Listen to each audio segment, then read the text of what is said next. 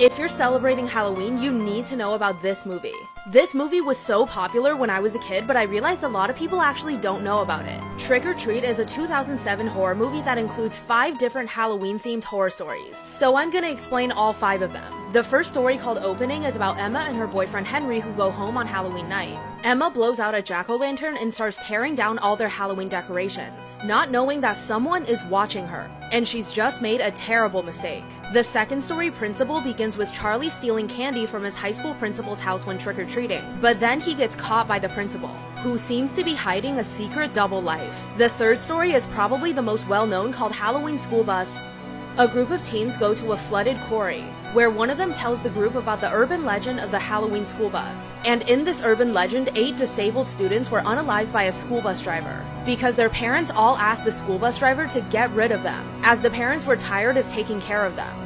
Then we find out this might not be an urban legend after all. The fourth story, Surprise Party, is about a group of women who meet a hooded man dressed as a vampire. This story has a very interesting plot twist that you won't see coming. And the last story, Sam, is about the neighbor of the principal from the second story, and he hates Halloween. But as he walks out of his house, he realizes his entire lawn is full of jack-o'-lanterns, and there's mysterious messages written all over. In this story, it's finally revealed who this creepy pumpkin from the movie poster truly is. Follow for more. Do you guys remember the Momo challenge? In 2018, the Momo challenge was trending on the internet and children were the main target. Momo began appearing in cartoons on YouTube channels for kids and began taunting and threatening them. But aside from this, something more sinister was going on behind the scenes. People claiming to be Momo were initiating chats with kids all over the world. Momo convinced children to call a phone number, and from there, Momo would make them complete a series of harmful tasks and threaten them if they didn't complete it. The tasks would start simple but would slowly become more disturbing and vile. This included things such as hurting your pet and even convincing kids to take their own lives. On July 25th, 2018, a 12-year-old girl in Buenos Aires took her own life in her family's backyard. After looking through her phone, it was apparent that she had been chatting with Momo, who had convinced her to do this. Another incident in Saskatchewan was reported of a 5-year-old boy named Jackson who came across Momo online. Jackson told his mom many times that a chicken lady named Momo was going to take his and his family's life at 3 a.m. Jackson's mom thought he was just having nightmares, but then she noticed multiple red marks on his neck and she had a feeling it was influenced by Momo. There were many theories of who Momo was, but this person or persons were never caught. Disturbing facts about the human body. P2.5. A woman in her late 20s died of a toothache. She posted on FB about needing a dentist over the weekend and decided to wait till Monday. Sunday morning she was gone. The infection went to her brain. The fastest killing virus takes around 4 days to kill you. That would be Ebola. Your immune system can kill you in 15 minutes. When you feel your heart in your mouth on a roller coaster, it's not just your imagination. Your organs actually are moving around. Period cramps are essentially your womb suffocating itself. This is how rare your body is compared to the rest of the world. 1% of people have a special gene mutation that lets them sleep for just 4 hours a night without feeling tired. At least half of them definitely live in Lagos. 0.1% of people are born with a tiny hole around their ear, which is said to trace back to when humans had fish gills. If you have golden blood, you are one of just 48 known humans on Earth. 1 in 10,000 people have a second row of eyelashes that grows from their eyelids. 0.5% of people have an extra rib growing from their necks instead of their spines. Only 5% of the world's population has amber-colored eyes. And 0.06% of people have eyes with 2 completely different colors. 5% of people have extra taste buds that make bitterness and sourness a lot more intense than they should be.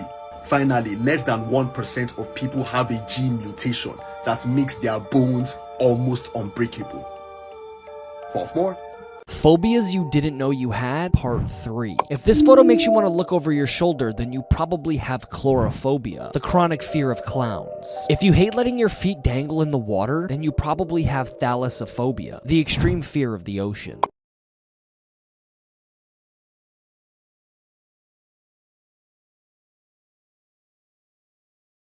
y'all are lucky. There are some crazy things happening in the world right now. This year's Nobel Peace Prize winner was, quote, the hardest one to reach, because he was living his best life on a 3-week hiking trip in the Montana mountains. His wife's phone, who he was with, found a spot of service on the last day, where she was flooded with over 200 text messages, which he thought was a joke being played by all their friends. Apparently, finding out you're a Nobel Peace Prize winner is commonly a hilarious process. Like in 2020, when the winner unplugged his phone in the middle of the night after getting the call, because of course you get a call saying you're a Nobel Peace Prize winner, you're not gonna believe it. So instead, his co-winner walked to his house in his PJs and delivered the news through his security camera on his front door. You've won the Nobel Prize. And so they're trying to reach you, but they cannot. They don't seem to have a number for you. Like, is that something people who win this are trying to do? It's not like an Oscar where you're sitting there with 5 nominees waiting to find out. You're just getting a call like, hey, you were like a big impact on peace this year. Here you go. I would definitely think it's a scam call. Fun story, though. This viral video has given the internet a crippling new phobia. So take a look at this and see what you think, but also quickly favorite the video because this is mad!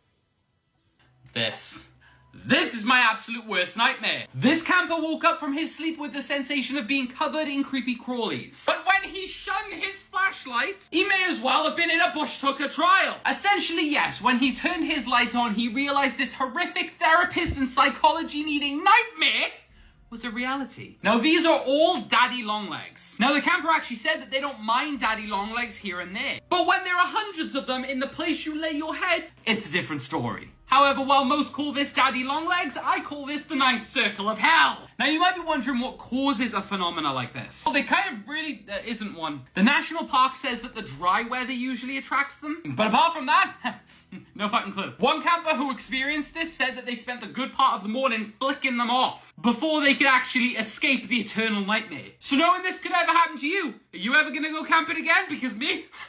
Fuck no! Send this to a friend to absolutely terrify them. Crazy facts that will blow your mind. PT.33. The ocean is the most popular place to dispose of murder victims, and it holds more human remains than all of the graveyards on the earth combined. When you look up at the blue sky and see those white dots flying around, you're actually seeing your own white blood cells. When a person cries and the first drop of tears comes from the right eye, it's happiness. If it is from the left, it's pain. Creepy things you didn't know. This sound is just a cat meowing. Sadly, the cat died after the video of it meowing was recorded. The owner slowed it down and made this in audio. If you don't believe me, speed it up.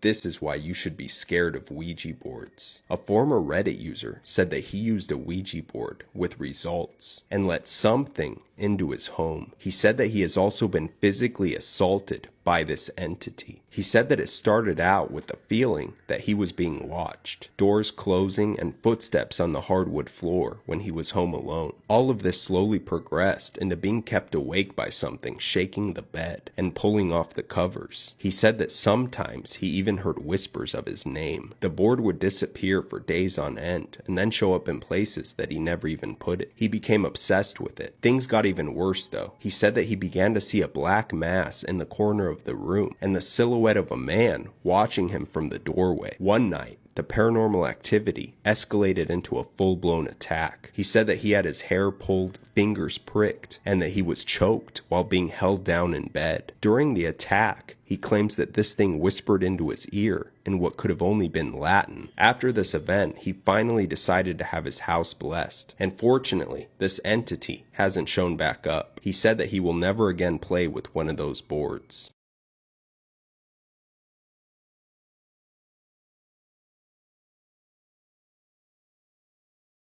Things you need to see before you die.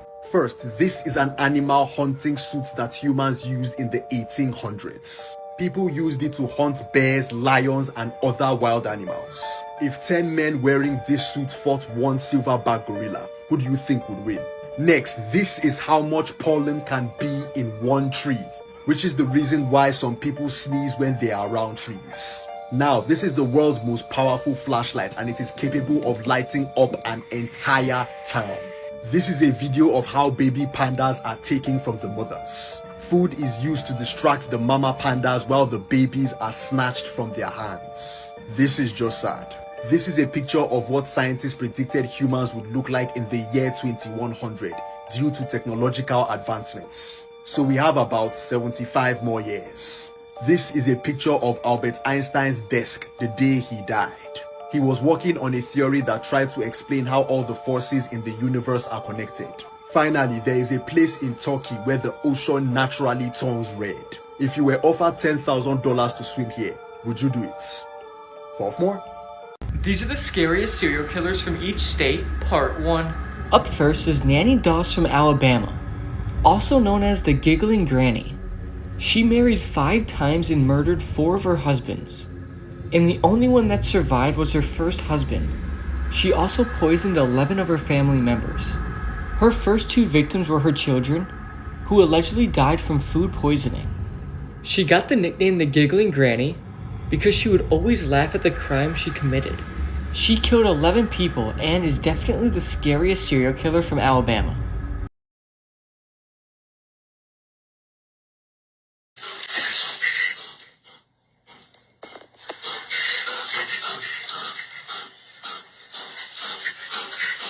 The internet gives me an excuse to talk about it, I'm gonna talk about it. Otters are water-loving war criminals with plush toy privilege, let me explain. I'm usually talking about sea otters, but nah. Today, river rats get the smoke. Stretch weasels are a menace for 3 crucial reasons. Number 1, they're mustelids, and if you remember, that puts them in the same family reunion as habitual menaces like wolverines, honey badgers, and actual badgers. Number 2, otters are the only mustelids that are social. And 3, actually, it was only 2, but it's important. Picture a poolside pack of honey badgers with gang mentality, and now you got river otters. Make them 6 feet tall, and you got the worst otters of all. Giant river otters are straight out of Satan's sketchbook, and it's not just an assault on the senses. As war weasels in the area code of jaguars and alligator cousin the caiman, I can honestly say I've seen them humble both. If you look past the Care Bear coated face and look at what's inside, you'll see a pack hunting predator. This is an Asian small clawed otter. One day, a monkey like this decided he wanted to see them up close and went into their exhibit. That decision got him jumped, waterboarded, and publicly executed all in one. In front of his family, no less. But yeah, an otter playing tag with a raccoon in a sewer but being the only one it doesn't surprise me in the slightest. They're honestly built like a sick joke. Weirdest causes of death, part 2. Number 1, man who drowned in chocolate. A 29-year-old man was working at a chocolate factory when he was struck in the head by the agitator, which is the mechanism used for stirring chocolate, and this caused him to fall into a giant vat of boiling chocolate. Number 2, death by hot dog. One day a man was going to a liquor store. He was trying to steal something from the store shelves when he was about to get caught, so he started running out of the shop. On his way out, he grabbed a hot dog and put it in his mouth. But because he was running so fast to avoid getting caught, the hot dog slid down his throat and choked him to death. Number 3, the king who ate himself to death. Adolf Fredrik was the king of Sweden. On February 12, 1771, he ate a huge meal famously consisting of 14 servings of dessert. Then he reported to have severe stomach pain and passed away shortly after. Follow if you want to see part 3. Melody Buzzard has been missing for at least several months, and now police are saying that her mom is not cooperating with investigators looking into her disappearance. 9-year-old Melody Buzzard was officially reported missing on October 14th after her school in Santa Barbara reported her prolonged absence. The school said Melody never picked up her assignments following her enrollment in August, and authorities have said that Melody had been homeschooled for several years. When police arrived at her home after she was reported missing, they found her mother, Ashley Buzzard, who provided no clear explanation about Melody's whereabouts. So at first it was believed Melody hadn't been seen in over a year, but then it was reported that she had been seen as recently as August, and now investigators say they uncovered evidence that she was with her mother as recently as October 7th. Allegedly, the two were in a rented vehicle that traveled as far as Nebraska, but Ashley Buzzard no longer has that vehicle. Last verified contact with Melody, though, took place over a year ago, and the last photo of her was taken 2 years ago. Melody's extended family is concerned for her well-being, saying Ashley, her mother, has a long history of mental illness and has cut off the family for years. Now, not only is the Santa Barbara Sheriff's Office searching for Melody, but the FBI has also gotten involved. And they are asking for the public's help, asking for anyone who has any information about Melody's whereabouts or anyone who has had contact with Ashley Buzzard since October 7th to contact them. Searches for Melody continue with the community rallying together to find her. This week marks the second week of investigation into her disappearance, and hopefully somebody will come forward and know something so Melody can be brought home safely.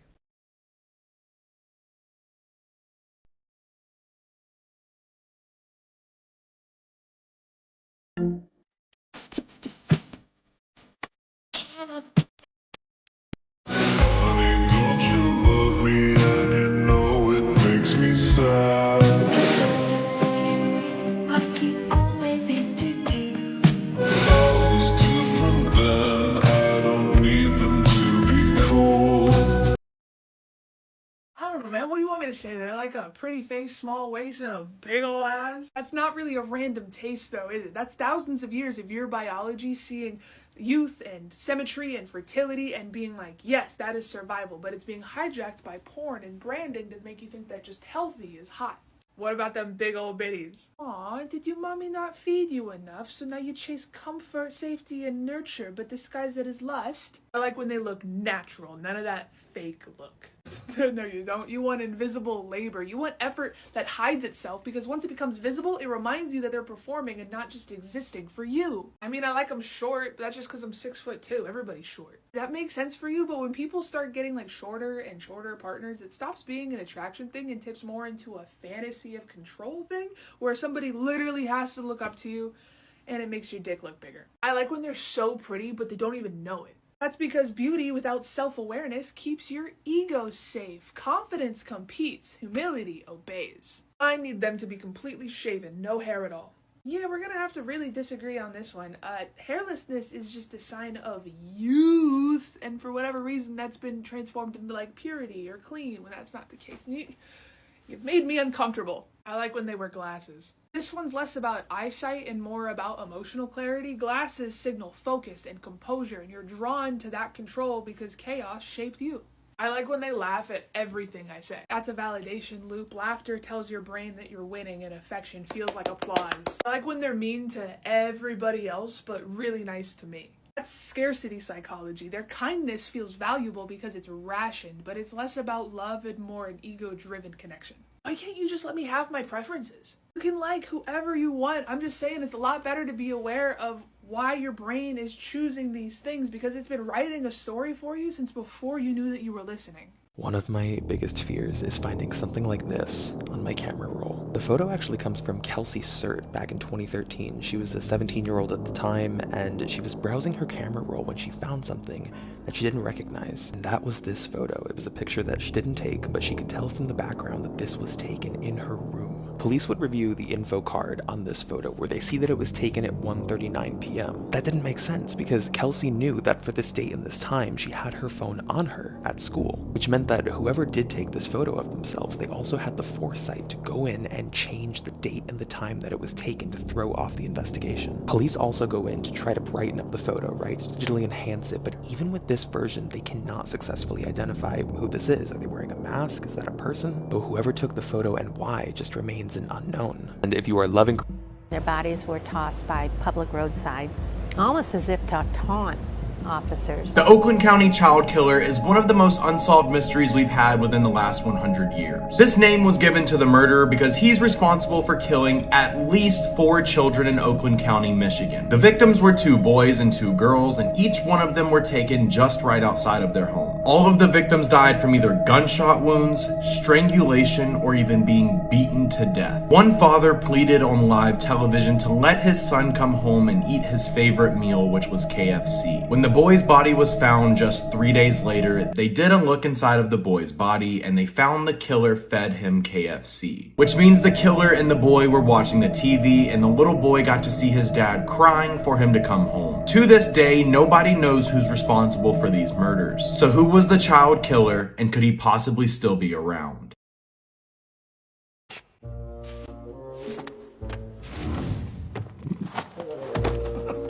Oh, it's real. The dodo is coming out of extinction, and there's some things you should know. Meet the dodo. Once upon a time, these bad boys roamed free on Mauritius, which is a small island off the coast of Africa. They stood about 3 feet tall and weighed up to 50 pounds apiece, and they were flightless.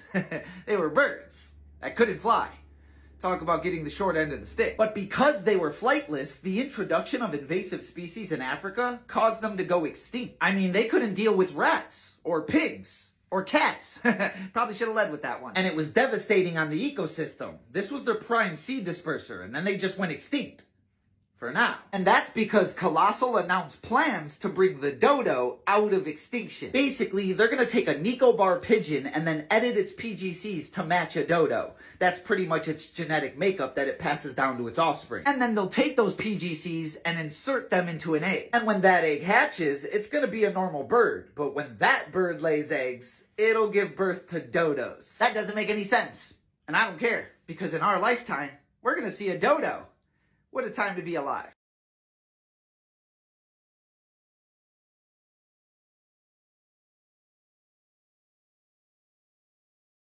Jake Haro has pleaded guilty to the murder of his son, baby Emmanuel Haro. On August 14th, Rebecca Haro reported that her 7-month-old son, Emmanuel, had been abducted when she was changing his diaper in a parking lot. He was officially reported missing, and his parents, Jake and Rebecca Haro, were searching for him, pleading frantically on the news for him to come home, and Rebecca Haro even had a black eye from what she said was the assault that led to the abduction. Just 1 week later, both Rebecca and Jake Haro were arrested on suspicion of murder and for filing a false police report. But they were maintaining their story that they had nothing to do with Emmanuel's disappearance. It was then reported that Jake Haro had a previous conviction for child abuse from 2018. While suspicion mounted around the parents' involvement in Emmanuel's disappearance, he remained missing. Despite extensive searches for him, he has still not been found. But now, Jake Haro has changed his plea to guilty for the murder of Emmanuel. He also pleaded guilty to filing a false police report and the assault of a child under 8. This is a huge step in the case because they were not able to definitively prove murder since Emmanuel's remains have still not been found. Rebecca Haro has pleaded not guilty to murder and remains in custody, and she is scheduled to appear in court on November 3rd for her preliminary hearing. And Jake Haro will be sentenced at that same hearing. Meanwhile, the search for Emmanuel continues, as does the investigation into what happened to him. But hopefully he will be seeing some justice. Rest in peace, baby Emmanuel.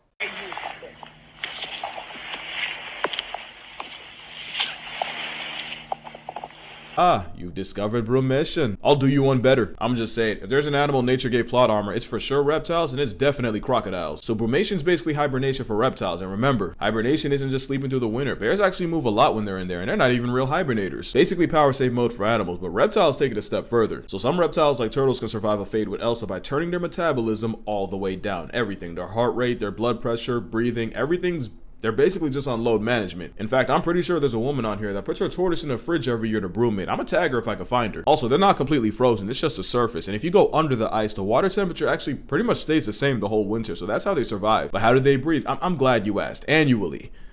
And wait, that's not. Oh!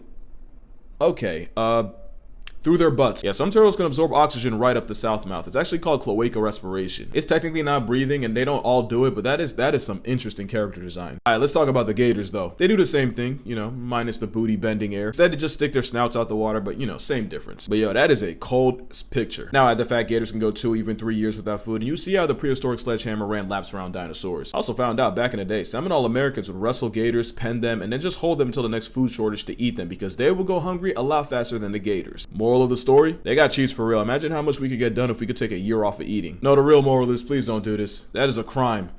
And now he needs an investigator. Imagine you get hired to build a miniature sculpture based on a real crime scene, which means you have to spend hours looking at these disturbing crime scene photos so you can recreate each detail accurately for the sculpture. The crime happened in a house where a couple was found dead in a strange and unusual way. One victim died in the bedroom, the other in the bathtub, but both of them were found with an unidentified symbol painted behind them in blood. Knowing your job is just to replicate every detail so the sculpture can be as accurate as possible, you grab some red paint and draw on the same symbol in the sculpture house that you're building. But a loud noise in the bedroom catches your attention, and you don't notice that the symbol you just painted in the sculpture house has disappeared and instead reappeared in the room that you're in. That's when things go from bad to worse, because as you turn around, you see that one of the miniature chairs in the sculpture is now moving by itself. Thinking fast, you pick up a hammer from the desk to protect yourself, not knowing that something is already inside the room with you, watching your every move. This short film was called In a Nutshell. I thought it was so unique that the main character is this artist artist who creates miniature sculptures like dollhouses, it was an interesting way to set her up to summon the entity. So if you're looking for a scary short film to watch, then check out In a Nutshell, and don't forget to follow for more. This is the case of 16-year-old Enrique Rios and how he was set up by his friend. Enrique was born on January 2nd, 2000 and lived in Esparto, California with his mother Lola, his stepfather, and his younger sister. His family says that Enrique loved his friends, he loved his family, and he just loved life. Now, of course, no one is perfect, and Enrique did run into some trouble in his teenage years. He ended up getting into a fight at school, and this led to him being on probation. However, as part of his probation, the family found a program that allowed him to go to school in the morning and then go to work in the afternoon. At this job, he would learn trade skills, and he was getting paid $800 every other week, and Enrique absolutely loved this job. His life was turning around and he was so excited for what the future would hold. But unfortunately, that would all change on Sunday, October 16th, 2016. That Sunday, the Rios family was getting ready for bed. At around 9 p.m., Enrique walked into his mother's room and told her goodnight. Lola says that Enrique was wearing black shorts and a white t-shirt, which is what he would typically wear to bed. Everyone went to sleep, and the next morning on Monday, October 17th, she woke up and realized that her son was gone. Lola started calling her son, but all of the calls went straight to voicemail. However, after a few hours, she did receive a text message from her son. In this message, Enrique said that he was on his way to school and that he had accidentally fallen asleep at a friend's house. Lola asked him, okay, what about your uniform? Because he had left the uniform at her house. Enrique said that the friend he was staying with was also part of the program and that he had an extra uniform for him to borrow. Now, Lola says that when she saw that text message from Enrique, she immediately knew that something was wrong. So, a couple of hours later, she called the school and asked if Enrique had shown up, and they said that he had never shown up to class. She continued calling and texting her son and just wanted to speak to him on the phone and see if everything was okay. Eventually, in the afternoon, she received one final text message from her son. This message said that he needed to go away and that he was under too much pressure and just needed some space. Lola read that message and immediately knew that this wasn't her son. Someone else had sent her this message. So she immediately called police and reported her son as missing. However, the police didn't really take her seriously. They classified Enrique as a runaway and they didn't really do anything about it. It wasn't until 3 weeks later that police would finally take his case seriously. This was when Enrique's friend, 17-year-old Elijah Moore, also went missing. Elijah was last seen on Friday, November 4th, 2016, just 3 weeks after Enrique's disappearance and just a day after his 17th birthday. As soon as Lola found out about Elijah's disappearance, she immediately knew that this was connected to her son's case. And police agreed with her. They thought it was strange that these two students and co-workers disappeared within weeks of each other. Both families began asking the public to come forward with any information about the teens' whereabouts. And someone did. Someone submitted an anonymous tip letting the parents know that both teens had been kidnapped, and that they needed to look into Jesus Campos and Shondell Shannon. Right before his disappearance, Elijah was seen on camera cashing in a check on Main Street in Woodland. And with this, police started to put together a timeline for what happened. Okay, go to part 2.